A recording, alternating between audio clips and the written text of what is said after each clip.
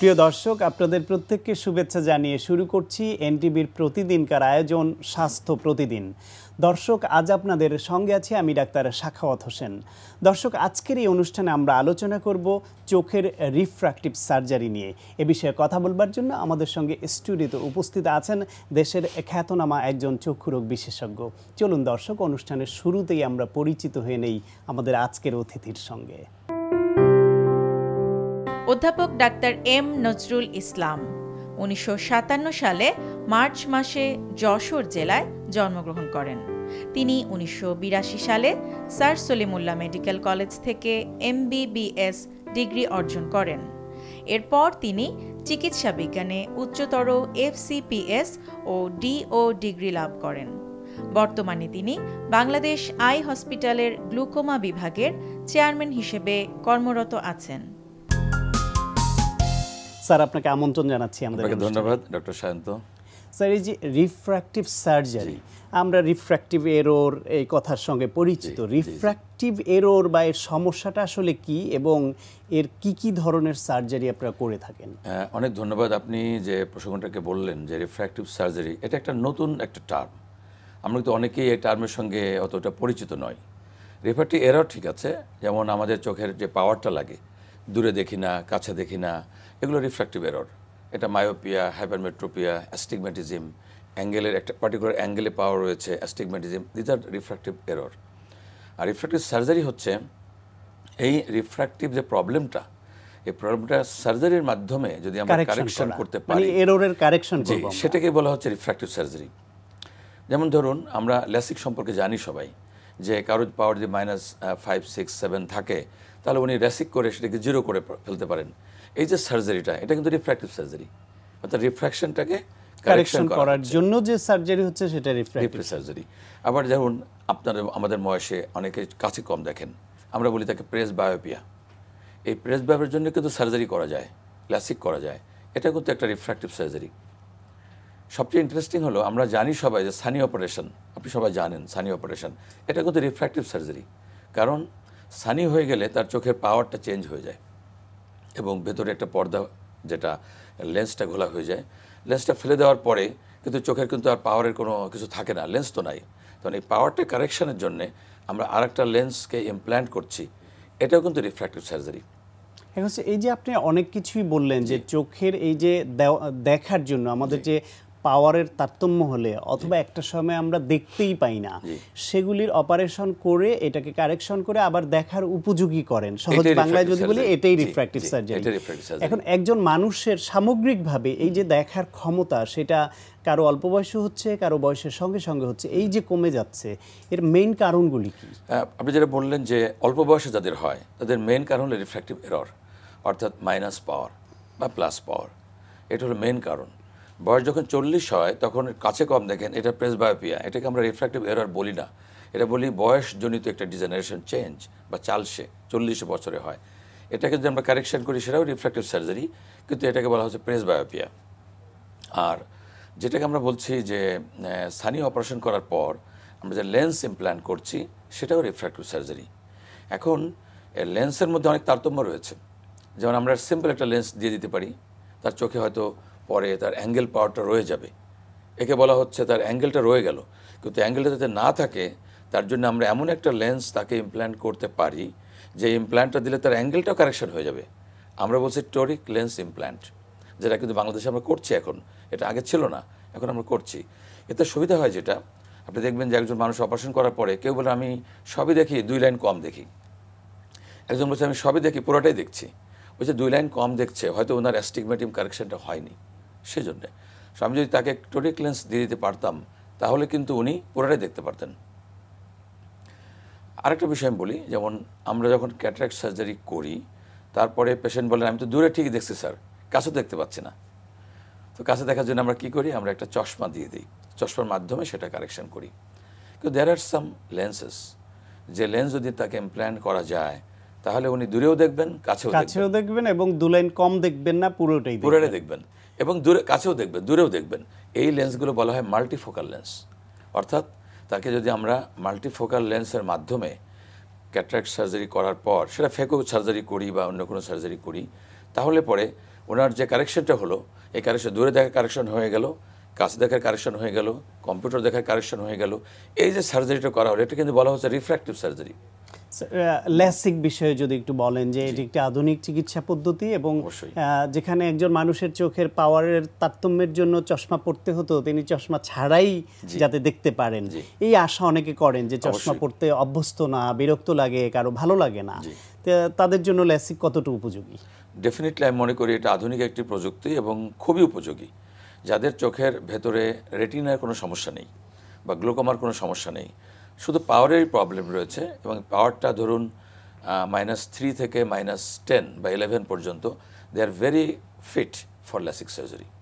কিন্তু যদি কারো চোখের ভেতরে কোনো প্রবলেম থাকে, কোনো প্যাথোলজি থাকে, কোনো গ্লোকোমা আছে বা চোখের রেটিনার মধ্যে হেমোরেজ রয়েছে, স্ক্যার রয়েছে, ডিস্ট্রফি রয়েছে, কিন্তু পাওয়ার তার -5, তাদের জন্য কিন্তু ল্যাসিক উপযোগী নয়। তাদের চশমাই পড়তে হবে। তাদের চশমা পড়তে হবে, কারণ ল্যাসিক করলেও তাদের দেখার উন্নতি বেশি হবে না সেই জন্যে। আবার আমি যেটা বলছিলাম যে -12-এর বেশি কেন নয়, কারণ হলো আপনি জানেন যে ল্যাসিক করার সময় আমরা কী করি, চোখের কর্নিয়ার যে থিকনেস, এই থিকনেসটা কিছুটা কমিয়ে দিই, তাহলে কি হবে, তার পাওয়ারটা অ্যাডজাস্ট হয়ে যায়। কিন্তু 12-এর উপরে যখন চলে যায় তখন থিকনেস আর কমানো যায় না। ওটা কমাতে গেলে চোখ হয়তো বেশি থিন হয়ে যাবে, যেটা দ্যাট ক্যান বি ডেঞ্জারাস। তো সুতরাং আমরা তখন বলি যে আপনার চোখের ভেতরে আমরা আরেকটি লেন্স দিয়ে দিব, বলি ICL, কলামনার লেন্স আমরা ইমপ্ল্যান্ট করি, দিয়ে দিলে আপনার চোখের পাওয়ার ঠিক হয়ে যাবে। অথবা আপনার এই নর্মাল লেন্সটাকে আমরা ফেলে দিব, আপনার জন্য একটা স্পেশাল লেন্স আমরা দিব, চোখ ভালো হয়ে যাবে। This is called clear lens extraction বা CLE, ক্লিয়ার লেন্স এক্সট্রাকশন। এ ধরনের যে সার্জারিগুলো করা, এটাও কিন্তু রিফ্র্যাক্টিভ সার্জারি। এই যে এতগুলো আমরা বলছি, সবই কিন্তু রিফ্র্যাকশন কারেকশনের জন্য, ত্রুটি দূর করার জন্যই এই পুরো সার্জারিগুলোর নাম হচ্ছে রিফ্র্যাক্টিভ সার্জারি। স্যার, এই ক্ষেত্রে ল্যাসিক নিশ্চয়ই আধুনিক চিকিৎসা একটু ব্যয়বহুল, কেমন বাংলাদেশে এভারেজ খরচ? বাংলাদেশে আমার মনে হয় যে গভর্নমেন্ট পর্যায়ে যে সমস্ত ইনস্টিটিউটের ল্যাসিক রয়েছে, সেখানে আমি যতটুকু শুনেছি 15-16 হাজার টাকা ল্যাসিক করা সম্ভব প্রতি চোখে। কিন্তু প্রাইভেট ইনস্টিটিউটে যেখানে ডেফিনেটলি খরচ বেশি হবে, সেখানে আমি মনে করি যে বিভিন্ন ইনস্টিটিউশনে রয়েছে অ্যাভারেজ 40,000 থেকে শুরু করে 50-60 হাজার টাকা পর্যন্ত রয়েছে। সেটাও তো অন্য যে কোনো দেশের তুলনায় অনেক কম। আমি মনে করি তাই, যে অন্য যে কোনো ডেভেলপ কান্ট্রির তুলনায় অনেক কম, অনেক কম। আরেকটা সার্জারি ল্যাসিক যখন বললেন, একটা আছে ব্লেডলেস ল্যাসিক বলে বাংলাদেশে এখন বেশ কয়েকটা ইনস্টিটিউট রয়েছে, আমি জানি বাংলাদেশ আই হসপিটাল বা আরও কয়েকটা প্রতিষ্ঠানে রয়েছে। সেটাকে খরচ একটু বেশি হবে, কারণ যত আধুনিক হবে তত তার, কারণ তারা যেটা করেন যে চোখের যে থিকনেসটা কমানো হয়, এটা ব্লেডের মাধ্যমে ওটা ইনসিশনটা দিতে হয়। কিন্তু যদি ব্লেড না হয়, আমি যদি লেজারের মাধ্যমে দিই, ফেমটোসেকেন্ড লেজার, তাহলে ওটা আরও কি বলবো, নিখুঁত হয়, অ্যাকুরেট হয়। সেজন্য এটার খরচ আমি শুনেছি আরও বেশি। স্যার, এই যে চোখের পাওয়ারের তারতম্য হলে যখন আমরা চশমা পরি, কিছুদিন পর পাওয়ারের আবারও তারতম্য হয়, চশমাটাকে আমাদের অ্যাডজাস্ট করে নিতে হয়, আবার পাওয়ার কমিয়ে বাড়িয়ে ঠিক করে নিতে হয়। তো ল্যাসিক যে করছেন যখন, তখন কি এটা করলে লাইফ লং কি এটাই চলবে, না এটাকেও আবার প্রবলেম হতে পারে? খুবই একটা ইম্পর্টেন্ট কোশ্চেন, যে ল্যাসিক করলেই কি ভালো হয়ে যায়? It's not true. কারণ হলো আমরা বলি যে 21 বছর বয়সে ল্যাসিক করবেন না। কেন বলি? কারণ জেনারেলি মানুষের পাওয়ারগুলো 21 থেকে 22 বছরের মধ্যে স্ট্যাবল হয়ে যায়। একজন শিশুর পাওয়ার ছিল -2, বাড়তে বাড়তে 3, 4, 5 প্রতি বছরই বেড়ে যাচ্ছে। দেখবেন 21 বছর পরে সাধারণত বাড়ছে না। আমরা বলছি পাওয়ারটা স্ট্যাবল হয়েছে, মানে আর বাড়ছে না। তখনই he or she is fit for LASIK surgery. কেননা ল্যাসিক সার্জারি করার পর পাওয়ারটা 0 হয়ে গেল।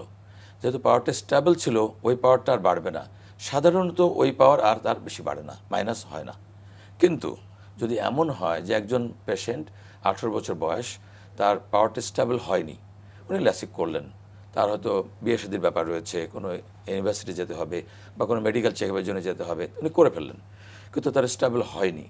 দেখবেন যে 1 বছর পরে তারপর আবার -1 হয়েছে, কি -2 হয়ে গেছে। এটা আনস্টেবল পাওয়ারের কারণে এটা হয়ে থাকে। সারা জীবন থাকবে তা নয়। আবারও ল্যাসিক করা সম্ভব?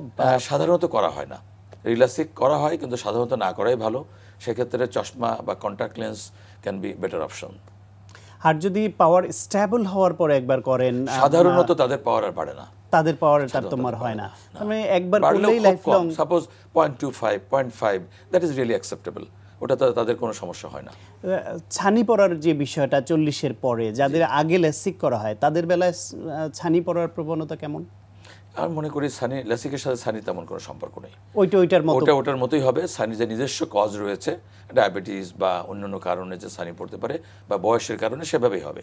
তবে ল্যাসিক করা চোখে সানি অপারেশনের সময় আমাদের পাওয়ারের একটা ভীষণ একটা পার্থক্য হয়। যে পরীক্ষার মাধ্যমে আমরা লেন্সের পাওয়ারটা নির্ধারণ করি, মানে বলি বায়োমেট্রি, যদি কারোর চোখে ল্যাসিক করা থাকে ওই বায়োমেট্রি কিন্তু অ্যাকুরেট হবে না। সেক্ষেত্রে অন্য কোনো ফর্মুলার সাহায্যে আমরা মনে রাখতে হবে, এটা করতে হবে। সেজন্য যেখানে সার্জারি করবেন তাদের এটা জানা থাকা দরকার হবে বা হিস্ট্রি নেওয়াই থাকবে, আমরা জিজ্ঞেস করি যে তার আগে ল্যাসিক করা আছে, যদি তার আগে ল্যাসিক ছিল কিনা। যদি ল্যাসিক হয়ে থাকে তাহলে আমরা ডিফারেন্ট ফর্মুলা ইউজ করে থাকি, যে তার ল্যাসিক হয়েছে সুতরাং তার এই ফর্মুলা হবে না, তার পাওয়ারটা সঠিক হতে গেলে এই ফর্মুলা আমাদেরকে এগোতে হবে। It's very important. স্যার আপনাকে অনেক ধন্যবাদ। রিফ্র্যাক্টিভ সার্জারি সম্পর্কে আমরা অনেক গুরুত্বপূর্ণ তথ্য জানলাম। ধন্যবাদ। প্রিয় দর্শক, আমরা শুনছিলাম চোখের রিফ্র্যাক্টিভ সার্জারি সম্পর্কে অত্যন্ত প্রয়োজনীয় কিছু পরামর্শ। আশা করি আপনাদের কাজে লেগেছে। প্রিয় দর্শক, এই অনুষ্ঠান সম্পর্কে আপনাদের যে কোনো মতামত বা পরামর্শ থাকলে অবশ্যই লিখে জানাবেন এই ঠিকানায়। প্রযোজক স্বাস্থ্য প্রতিদিন, এনটিভি, বিএসসি ভবন, 7 তলা, 102 কাজী নজরুল ইসলাম এভিনিউ, কারণ বাজার, ঢাকা 1215।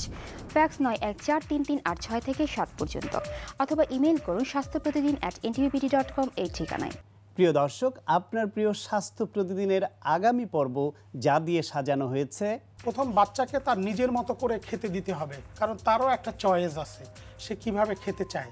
কিন্তু চয়েসটা আবার এমনভাবে কন্ট্রোল করতে হবে যাতে তার কোষ্ঠকাঠিন্য না হয়। সেই জন্য খাদ্যের আমাদের যেই রুটিন আছে অথবা আমাদের চার্ট আছে, সেই চার্টে সবসময় আমরা সবজি পরিমাণ বেশি রাখবো, পানি যাতে পর্যাপ্ত খায়, এবং প্রত্যেকটা খাবারের ইন্টারভেল সময়ে বাচ্চাকে জুস, পানি ইত্যাদি দিতে হবে।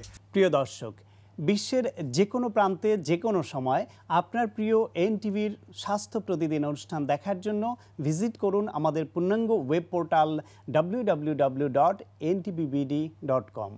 দর্শক, আজ এ পর্যন্তই। সবাই ভালো থাকুন, সুস্থ থাকুন এবং অবশ্যই নিরাপদে থাকুন। দেখা হবে আগামীকাল ঠিক একই সময়ে নতুন কোনো অতিথি নিয়ে।